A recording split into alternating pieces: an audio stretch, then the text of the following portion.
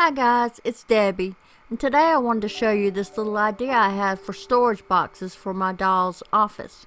I used these SureFresh containers and lids from the Dollar Tree. I thought, hey, they look a lot like the storage bins I use. So the first thing I did was use my label maker and made some tiny labels to go on the boxes. Then I found some scrap cardstock that I had in the color that I wanted my file folders to be. Then I measured the inside of the container and saw that I want my file folders to be about 1 inch tall and 1 5/8 inch wide. So I used my scoreboard to cut my rectangles 2 inches by 1 5/8 inches.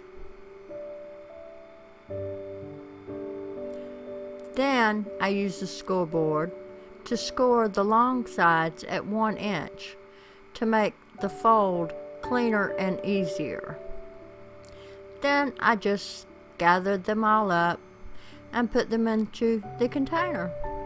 I made 25 for mine, but you can of course make as many as you like, and also you could put papers inside them to make them look more authentic. And that's all there is to it, guys. I added this storage container to my doll's office, so now she has a bin for her important documents and also one for mementos.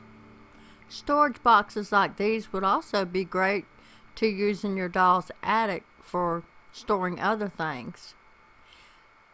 Thanks so much for watching, guys, and remember, have fun!